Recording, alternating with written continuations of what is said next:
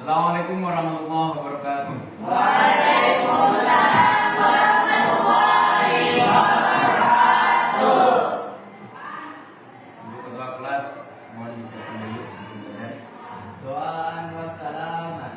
Bismillahirrahmanirrahim. Rabbi shrah li sadri wa yassir li amri wahlul 'uqdatam min lisani yafqahu qawli.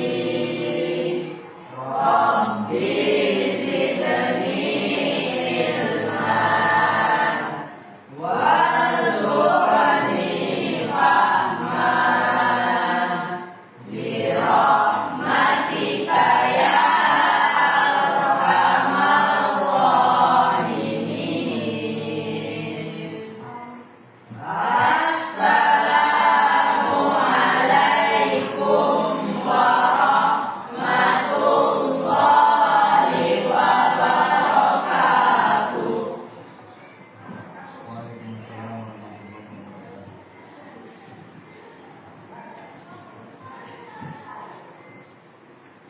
Semuanya sehat?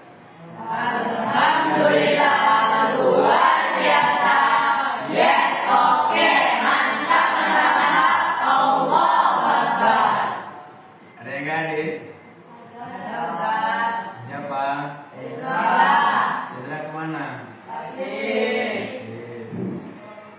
Baiklah, pada pagi hari ini kita masuk pada pelajaran fikih, yaitu tentang praktek Salat.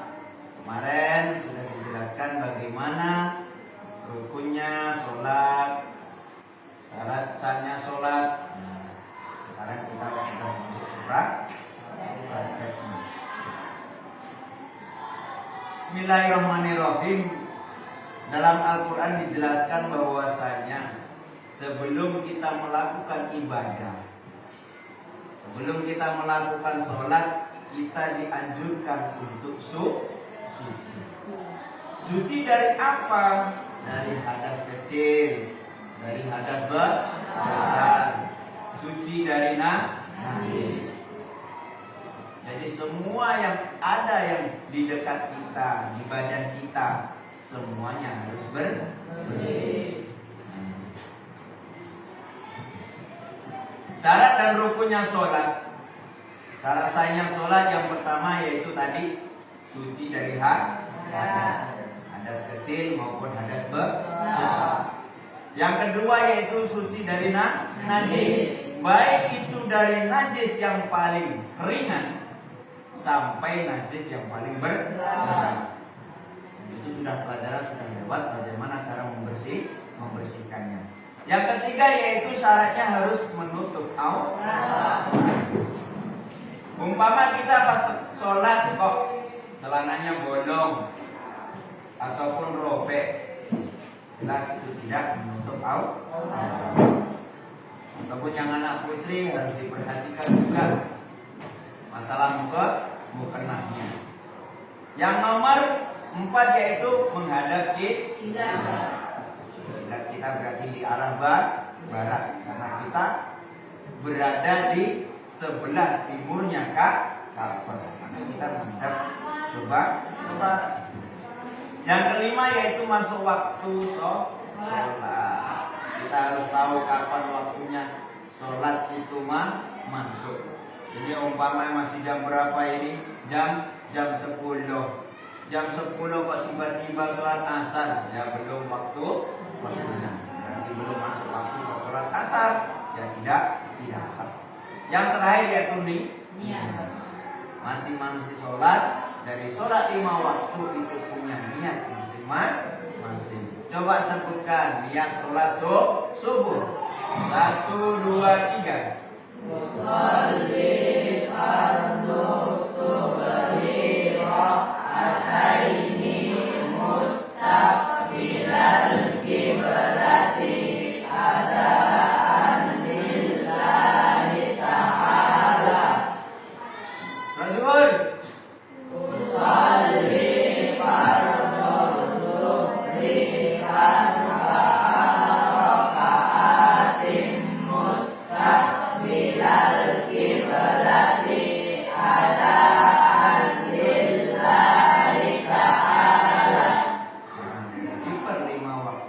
itu punya niat masing-masing. Masih. Tergantung rakaatnya ada berapa. Sholat subuh sholatnya rakaatnya ada berapa? Ayo. 2. Zuhur ada berapa Jenny? 4. Asar ada berapa Malan? Ya, 4. Ica 4. Maghrib berapa? Fizi? 3. Sekarang kita masuk pada rukun. Rukun itu adalah yang menjadikan ketika dalam sholat itu kok nggak dilakukan, maka sholatnya menjadi batal. Yang pertama yaitu an-niyah, membaca niat yang sudah kalian lantunkan tadi. Yang kedua al-qiyam, harus berdiri. Di situ bagi yang mampu. Kalau yang masih mampu untuk berdiri, walau karena sakit demam itu kan masih bisa berdiri, pilek masih bisa berdiri. Ya berdiri, jangan sambil duduk. Kalau udah nggak bisa berdiri baru pakai duduk. Nomor ketiga yaitu takbiratul ihram. Untuk takbiratul ihram itu harus bacaannya Allahu Akbar. Nggak boleh dirubah umpama Allah Ar-Rahman, nggak boleh. Allah Ar-Rahim, nggak boleh. Harus Allahu Akbar. Ataupun pakai bahasa Indonesia Allah Maha Besar pun tidak boleh. Harus pakai bahasa Arab dan lafadznya juga harus tertentu, yaitu Allahu Akbar. Yang keempat yaitu qiraatul Fatihah, membaca Fatihah. Sekarang kita lihat untuk yang pertama, masalah berdiri. Dalam tata caranya sholat, ketika di saat kita berdiri itu harus berdiri dengan tegap, dan pandangan kita itu ke arah tempat kita sujud. Pandangan kita jangan selelengan. Ada pesanan umpama ada yang ada ke sini, ada yang ke atas karena umpama pelakunya baru, atau di atas ada kaligrafi bagus sekali kaligrafi siapa itu? Nggak boleh. Pandangan kita ke arah tempat kita sujud tadi. Badan kita tetap menghadap kiblat. Setelah itu baru takbiratul ihram. Setelah kita sudah siap untuk melaksanakan sholat, baru kita takbiratul ihram. Di saat kita takbiratul ihram itu berbarengan dengan membaca niat. Di mana letaknya niat? Letaknya niat itu di mana? Di mulut atau di mana? Di hati. Jadi pas bacaan Allahu Akbar itu, pas Allah itu dalam hati kita itu sambil mengucapkan niatnya sholat. Kalau sholat zuhur ya berarti usolli fardhu zuhri lillahi ta'ala. Akbar. Nah, paling panjang-panjangnya takbiratul ihram itu 12 rakaat, 12 harokat panjangnya. Ya boleh lebih, itu paling panjangnya. Tinggal dihitung aja berapa. Nah, terus yang kedua, kalau yang pertama itu mengangkat tangan itu hukumnya sunnah. Yang kedua yaitu ketika kita menggunakan yang diangkat telapak tangannya, maka telapak tangan ini harus menghadap kiblat. Gak boleh begini, apapun malah begini. Umpama karena biar biar keren kata April kan gitu, takbiratul ihramnya dibedakan Allah. Nah kan, gak boleh. Tetap harus dihadapkan ke kiblat telapak tangannya. Itu yang kedua. Yang ketiga untuk jempol. posisinya itu berada sejajar dengan apa ini namanya, daun telinga yang bagian bawahnya. Jadi disejajarkan dengan itu. Kalau untuk laki-laki, ketiaknya dibuka, tangannya dibuka begini, bukan begini. Kalau perempuan baru ditutup. Bukan berarti kalau perempuan ditutup itu karena bau, enggak. Karena untuk biar kelihatan etikanya bagi perempuan. Karena perempuan itu sangat mahal sekali. Nah, sekali etikanya itu kurang, ya jatuhlah martabat akhlaknya. Nah, makanya kalau perempuan ditutup, nggak dibuka begini. Kalau cowok dibuka begini, harus renggang di sini. Nah, nggak boleh tertutup. Nah, meskipun Wildan tadi pagi nggak mandi, ya tetap dibuka. Nah, nggak boleh nggak dibuka. Itu yang nomor 3 dan nomor 4. Jadi bagi perempuan itu ditutup, jadi cuma kecil aja dibuka. Untuk cowok besar Allah. Terus dengan syarat lagi, ketika kita mengucapkan takbiratul ihram, telinga kita harus mendengar. Baik itu kita sholat sendirian ataupun sholat berjamaah. Baik itu kita menjadi imam ataupun kita menjadi makmum. Tetap syaratnya telinga kita itu harus mendengar. Nah, itu syarat yang pertama untuk takbiratul ihram. Selanjutnya, setelah takbiratul ihram biasanya tangan kita disedekapkan. Posisinya yang benar di sini dijelaskan, kita memegang pergelangan tangan kita bagian ini. Nah, terus untuk 2 jari ini diletakkan di sini. Yang satu lagi di sini agak ke bawah. Itu caranya. Nah, dalam hal ini sudah dijelaskan pada kitab Fathul Mu'in pun dijelaskan, ada di sini. Jadi jadinya di sini, 2 di sini. Nah, itu untuk posisi di saat kita sedekap dalam sholat. Setelah kita sedekap berarti biasanya baca doa iftitah. Doa iftitah hukumnya apa, April? Kita baca doa iftitah itu hukumnya apa? Sunnah. Umpama kok lupa kita membaca doa iftitah, kok sudah baca bismillah, jangan diulang.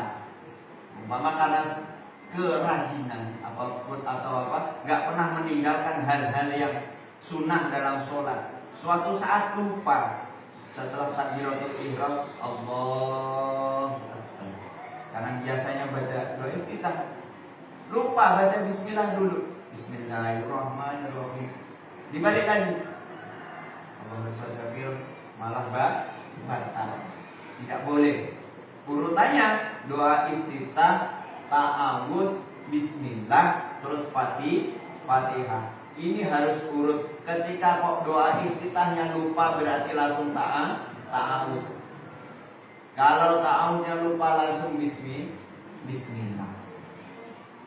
Umpama kok lupa ini dibalikkan lagi, maka jadi batal. Nah. Dan yang nomor selanjutnya ini adalah ketika kita membaca Fatihah. Syaratnya bagaimana? Syarat dalam membaca Fatihah itu harus tertib urutan. Dari nomor 1 yaitu bismillah, ayat pertama bismillah, ayat kedua alhamdulillahirabbil alamin. Yang nomor 3 yaitu ar-rahmanir-rahim. Yang keempat Malik Yaumiddin sampai selesai waladhdallin. Amin.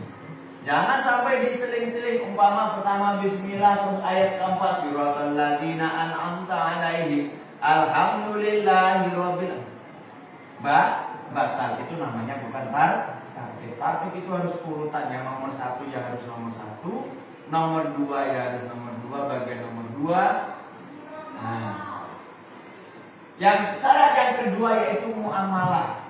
Muamalah itu harus runtut, terus nggak ada jeda apapun, ataupun jeda zikir, ataupun jeda lama, umpama pandan. Bismillahirrahmanirrahim.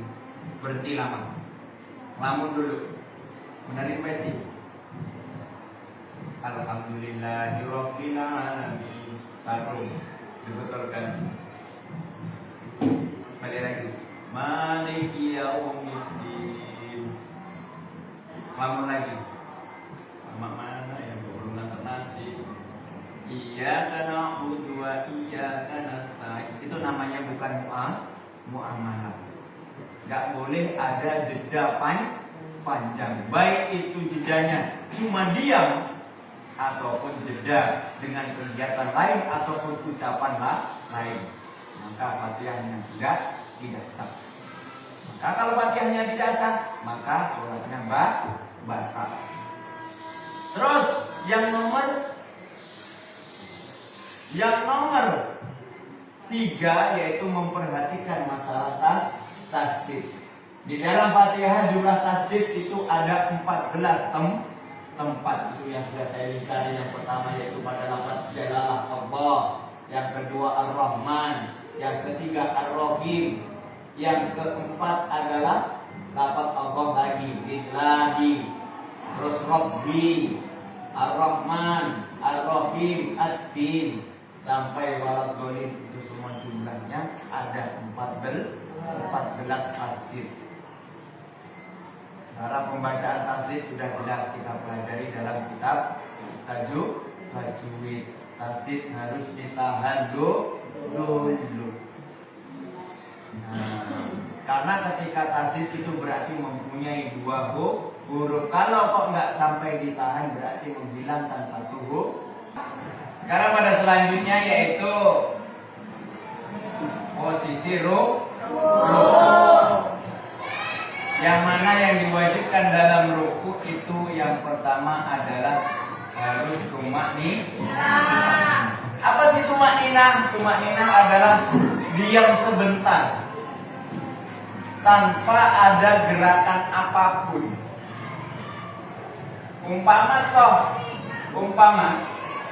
kita pas dari berdiri mau rukuk,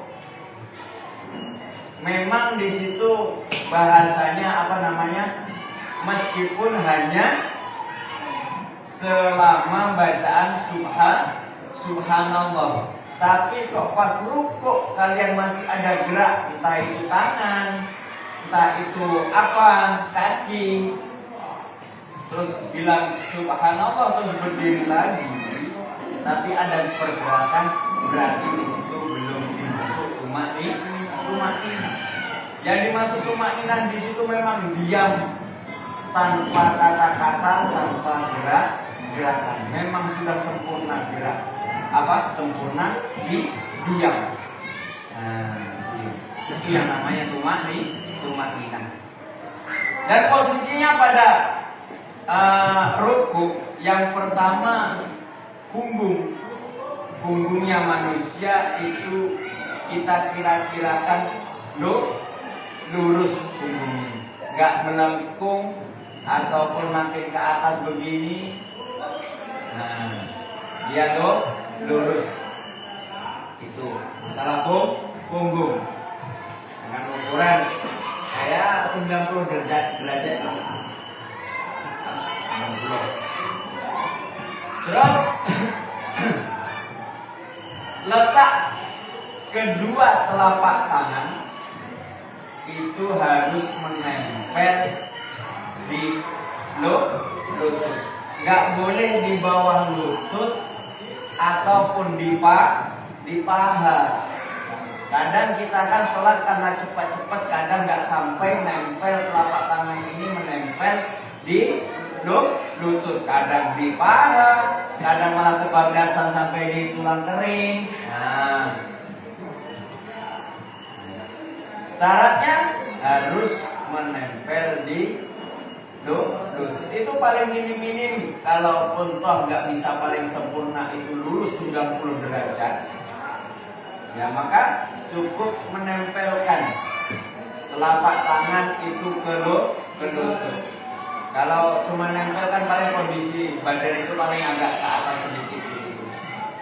Nah, entah itu berapa lah. Kalau mungkin ya 80, 85 derajatnya. Yang nomor 3 yaitu pandangan tetap pada tempat sujud. Nggak boleh ke bawah ataupun malah ke atas, lurus ke sana tetap lurus gitu. Jadi kayak pura-pura gitu kan. Nggak boleh. Itu kalau dalam posisi ruku. Sekarang selanjutnya yaitu i'tidal. I'tidal itu adalah bangun dari ruku. Sama i'tidal pun syaratnya harus tumakninah. Sami Allahu liman hamidah. Harus berhenti tangannya. Berhenti, nggak ada gerak. Ada yang katakan begini, Sami Allahu liman hamidah. Ada yang gitu soalnya. Nah, ada lagi Sami Allahu liman hamidah. Langsung sujud. Nggak boleh, berarti belum tumakninah. Ataupun masih di belakang, pergerakan masih sampai belakang di sini, langsung sujud, itu pun tidak boleh. Nah, berarti belum tumakninah. Ada yang untuk menghindari hal-hal yang membatalkan seperti yang di ayun-ayun itu kan bisa kalau 3 kali gerakan bisa membatalkan sholat. Ada yang setelah dia ruku pas i'tidal itu tangannya tetap sedekap, ada. Karena untuk menghindari itu. Ada yang langsung berhenti di paha. Ya karena untuk menghindari itu semua. Biar tidak bergerak yang berlebih.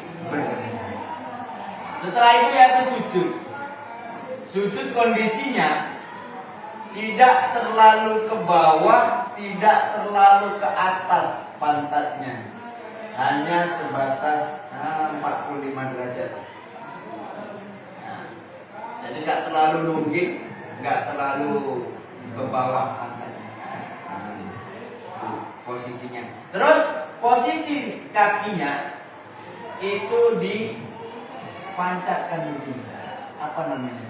Ditekan ke lantai. Itu menjadi syarat dalam sujud. Kok cuma ngambang umpama begini, ini jari-jari kaki contohnya. Misalkan mau kaki saya yang di atas. Umpama ini kaki, jari-jari kaki. Kok umpama cuma nempel begini, belum memenuhi syarat sujud. Sekarang kita lihat pada halaman selanjutnya. Ada anggota-anggota yang harus diletakkan di tempat sujud. Yang pertama yaitu dahi, batuk, kening. Harus berada di lantai, ditempelkan. Agak ditekan sedikit, apalagi kalau kalian pakai sajadah. Apalagi sajadahnya yang tebal. Itu kan ada yang imaman yang tebal segini tuh, kayak kasur. Mungkin kalau Wildan jadi imam di situ, mungkin nyenyak dia tidur. Karena kan sejadahnya aja kayak kasur empuk gitu. Ya, di sampah aja bisa tidur, apalagi di sajadahnya kayak gitu kan. Sampai-sampai kayak biasanya sujud gak tegak-tegak dia.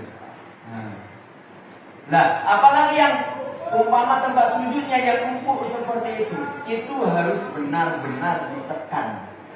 Gak boleh hanya sebatas ditempelkan di sajadah. Nah, hati-hati yang pakai sajadah. Hati-hati yang pakai surban untuk sajadah. Surban kalian surban yang bagian yang mana? Yang tipis kah? Yang tebal kah? Kan ada macam-macam surban. Nah, kalau tetes, kalau kepala cuma ditempelkan aja kan sudah sampai ke lantai rasanya kan, sudah nempel di lantai. Itu yang pertama. Yang kedua yaitu kedua telapak tangan harus nempel di lantai. Gak boleh begini, gak boleh begini, umpama biar kelihatan imut gitu kan, jadi sudutnya begini gitu. Atau begini untuk menandakan apa namanya jari-jari pesilat kuat kan gitu kan. Kalau mau atraksi biar jarinya kuat gitu kan.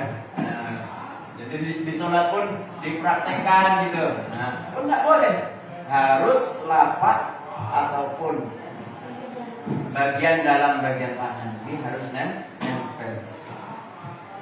Yang namanya telapak tangan itu ketika ditutup begini, yang nggak terlihat itulah yang namanya telapak tangan. Yang kelihatan di bagian pinggir-pinggir itu bukan telapak tangan. Yang bagian pinggir-pinggir itu bukan. Kalau jempol bukan yang sebelah sini nih, yang ketutup ini bukan, tapi dibalik begini cara nutupnya. Nah, begini, ya itu yang bagian telapak tangan. Telapak yang bagian jempol. Nah, jadi ketika digabungkan begini yang nggak kelihatan itu yang namanya telapak tangan itu harus terletak di lantai. Yang nomor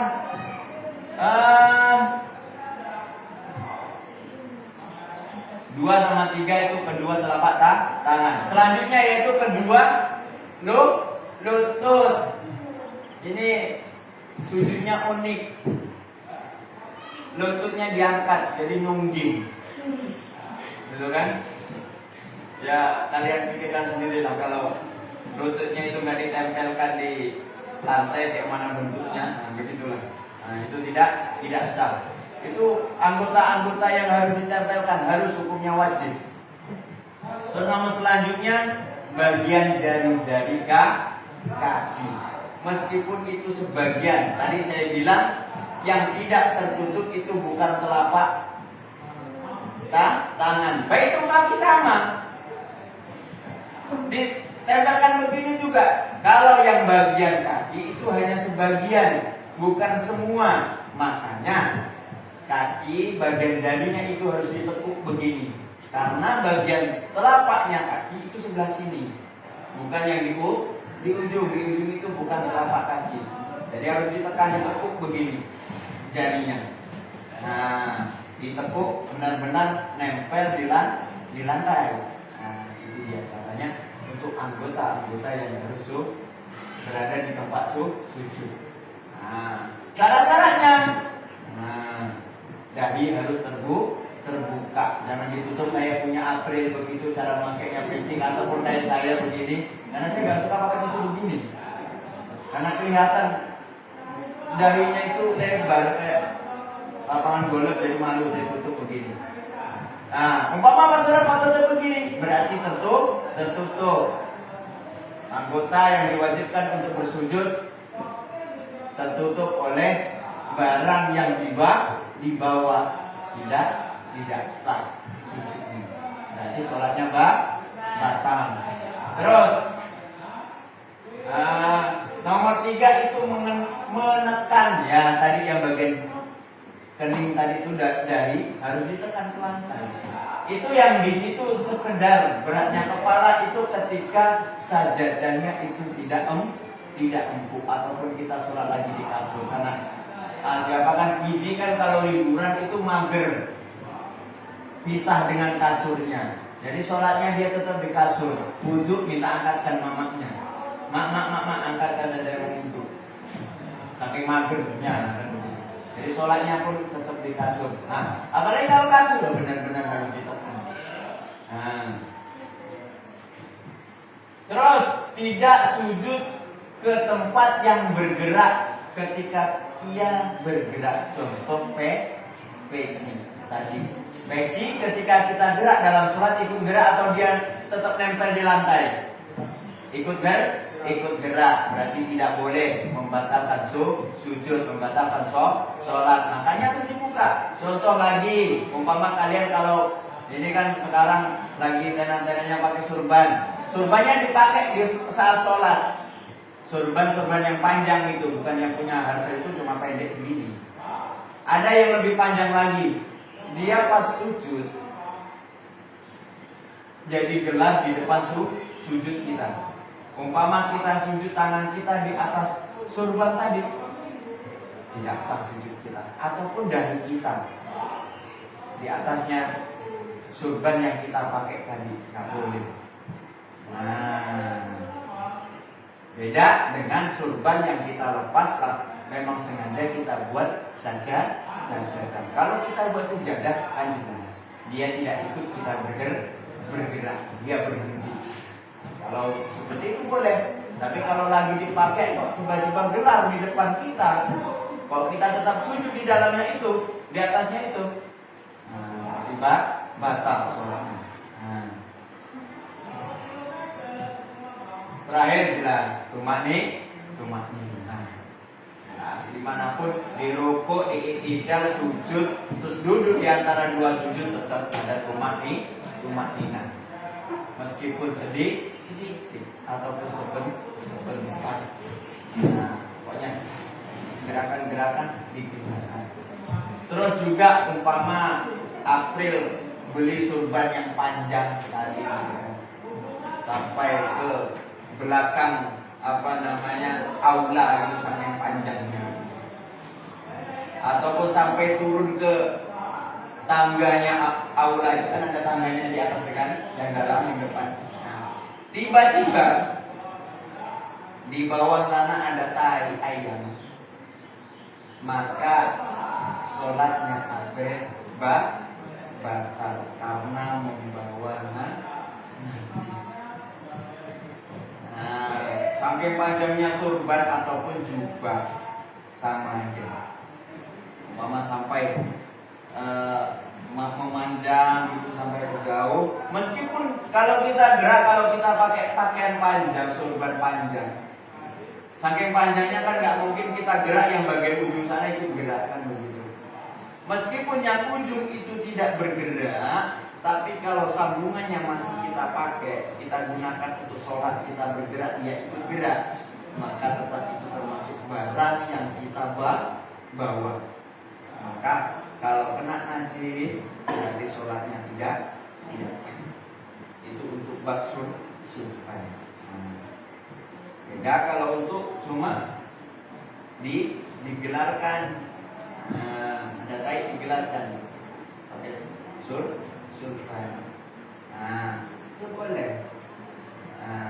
Tapi ini ya, ingat, tai itu termasuknya kering atau basah. Kalau dia agak basah, ya nanti setelah sholat surban yang dicuci. Jangan dipakai lagi untuk sholat selanjutnya, karena ada jelas kena najis. Terus masalah cara melipat sajadah atau surban yang buat kalian apa itu namanya? Sholat itu melipat sajadah itu jangan sampai salah, yang bagian bawah itu jangan sampai ikut kelipat yang bagian dalam.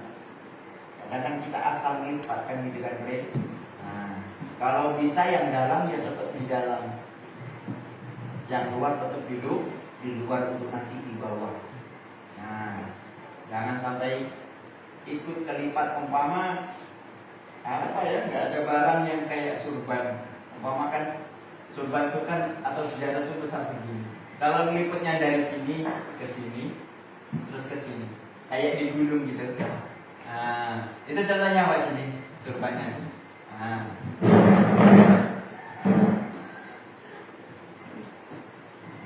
Diam-diam lah ya, ada surban. Sajadah. Ini biasanya diletakkan di bagian atas kalau pas sholat. Kadang ada yang lipatnya itu di bagian bawah.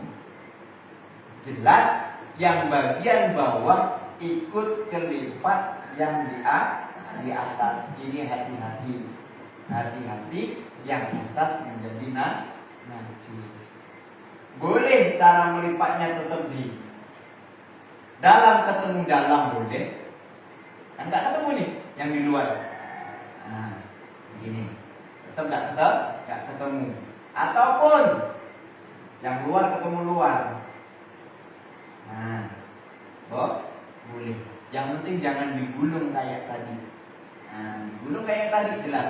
Yang bagian kita untuk alat kita sholat kena bagian bawah. Khawatir kenapa? Khawatirnya maklum masjid kita terlalu bersih karena banyak burung.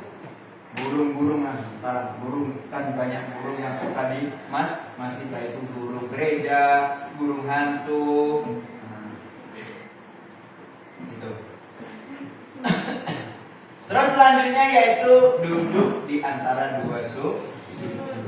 Posisinya, nah, posisi kaki itu yang bagian kanan di tegak. Dan posisi kaki yang kiri itu diduduki. Nah, namanya duduk iftirosh. Terus kalau yang tasyahud akhir, posisinya kaki kanan ditegakkan, yang kaki kirinya dimasukkan ke dalam sana, bablas ke sana. Nah, itu dia posisi. Terus dalam tahiyat akhir itu yang diwajibkan itu sampai ke sholawat kepada Nabi dan keluarga Nabi. Itu yang wajib. Selanjutnya yang selanjutnya wala ali sayyidina Muhammad wala ali sayyidina Muhammad sholai ta'ala sayyidina Ibrahim itu sunnah. Selanjutnya cuma sampai sholawat kepada Nabi dan kepada keluarga Nabi. Setelah itu bil alamin innaka hamidum majid. Ini bacaannya sampai selesai. Bil alamin innaka hamidum majid. Kemudian salam. Salam yang diwajibkan itu salam yang pertama. Assalamualaikum warahmatullahi wabarakatuh. Itu yang wajib. Umpama kebelet kan betul putri kan gitu kan, apalagi Arsel lagi mencret gitu kan, mana sudah kebelet kali nunggu salam yang kedua kan kelamaan. Soalnya April tumben imamnya lebih lama kali. Assalamualaikum warahmatullahi wabarakatuh. Lama kayak apa yang dibaca? Karena Arsel gak tahan, udah diberhentikan di situ. Boleh. Yang wajib itu yang salam yang pertama. Tapi kok dilanjutkan salam yang kedua belum selesai assalamualaikum yang kiri yang kedua ini baru belum sampai selesai kentut batal. Meskipun tadi sunnah, kalau tetap dilanjutkan karena hajat yang tidak bisa ditahan tadi, ketika tetap dikeluarkan maka batal sholatnya. Berhenti di salam yang pertama, nggak melanjutkan salam kedua itu boleh, tapi kok dilanjutkan ke salam kedua belum selesai kok kentut, tiba-tiba batal sholatnya. Itu untuk tahiyat akhir. Itu cara-caranya kita sholat. Jadi diperhatikan. Terus tadi ada yang kelewat satu, yaitu ketika keadaan kita dalam berdiri. Berdiri itu kan ketika kita lihat di macam-macam orang sholat itu ada banyak. Ada yang kakinya direnggangkan, sangat renggang sekali. Ada yang nempel, ada yang enggak, sedang. Yang lebih afdal yang mana? Yang sedang. Sekiranya 1 jengkal. Jadi jarak antara kanan sama kiri itu hanya 1 jengkal saja. Jangan lebih-lebih, karena ya kalau lebih-lebih kasihan lawan sebelah. Ngabiskan tempat. Pun kayaknya kalau kita itu agak renggang kakinya kayaknya cepet capek deh. Kadang dia kalau imamnya cepet iyalah, kalau cepet imamnya lama, renggangnya besar ya kayaknya capek. Jadi yang lebih afdal itu yang sedang. Jadi ukuran antara kaki ke kaki itu hanya 1 jengkal saja. Kalau diukur 1 jengkal itu antara kaki ke kaki, jadi ini posisi pinggang antara kanan sama kiri ketika cuma 1 jengkal itu lurus semua, jadi nggak akan capek. Jadi nggak terlalu merenggang begini, kan ada yang caranya begini, ada yang kecil begini, ada yang sedang. Nah, yang sedang ini kan lurus, enak. Posisi yang lurus ini yang enak. Nah, mau lama imamnya aja enak aja. Tapi kalau kerenggangan begini, ya Allah namanya baru capek di sini. Makin tegang, makin tegang, makin tegang. Nah, kan menyiksa diri. Nah, gitu ya maksudnya. Jadi pilih yang tengah-tengah, yang yang tengah. Jadi ketika kita mungkin selama ini sholat kita belum diperbaiki dari gerakan, dari ucapan, baik itu dari fatihahnya, dari tahiyatnya, yang kita lihat di situ banyak tasbih-tasbihnya di dalam tahiyat harus diperhatikan, jangan asal.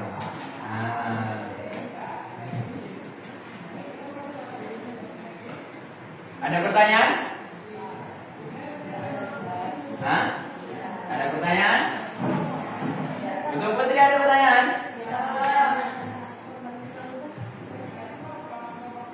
Ludah itu hukumnya apa? Ludah itu hukumnya apa? Ludah hukumnya apa? Najis. Kotoran pundak. Ludah hukumnya apa? Mubah. Kalau ludah yang biasa itu tidak najis. Yang najis itu riak. Tahu riak? Riak. Sama, riak tak tahu riak? Dahak. Nah, sama air liurnya orang tidur yang nggak pakai bantal, itu baru najis. Tapi kalau cuma yang hanya sebatas yang di sini, air liur yang di sini nih, yang kita rasakan tiap hari kalau kita keharusan, nah itu kan keluar air tuh, nah itu kan najis. Tapi kalau pas tidur, umpama April tidur, nggak pakai bantal, kok banjir, itu yang najis. Makanya baunya berbeda antara yang tidur itu sama yang air liur yang biasanya ini kita rasakan ini. Baunya beda, lebih menyengat yang pas tidur. Karena yang keluar dari mana? Dari perut. Dari perut sana, yang sedangkan dalam perut sana sudah tercampur dengan tai, kencing, kotoran-kotoran apapun di dalam sana tuh, terus keluar. Banjir. Nah, itu yang najis. Apa? Nah, itu yang najis. Tergantung pertanyaannya. Jadi itu air liur yang mana dulu? Nah, air liurnya orang tidur yang nggak pakai mata, atau air liurnya kita yang lagi sadar begini? Kalau cuma sebatas air liur begini ya tidak, memang dia perginya ke jijik bukan ke najis. Apa kalau yang itu? Jadi bisa membedakan kan mana liur yang najis, mana yang bukan. Harus diperhatikan. Jadi kalau tidur itu diperhatikan bantalnya ada atau enggak. Karena kan mayoritas kalau anak yang mungkin ya itu untuk tidur, itu untuk nanti pergi sholat subuh dan begitulah. Kalau untuk pergi ke sholat subuh kan itu lagi. Jadi hati-hati, April kalau nggak punya bantal ya kayak mana caranya. Wildan kalau nggak punya bantal ya kayak mana caranya. Ustaz, saya tidurnya lasak kayak mana? Putri kan tidurnya lasak. Yang tadinya tidur pakai bantal, bangun-bangun bantallah kemana? Bantallah kemana, selimutlah kemana? Ya, itu kan sudah resiko. Ya, ini kalau masalah tidur itu jawabannya. Paham sih? Ada pertanyaan lain? Ya. Yang lain? Untuk minggu depan kita praktek 1/1 dengan materi yang sudah dijelaskan dari awal sampai akhir. Kita lihat prakteknya minggu depan. Maka benar-benar kalian paham atau tidak praktek minggu depan. Mudah-mudahan manfaat barokah. Seperti biasa kita memberikan kesempatan. Saya paham.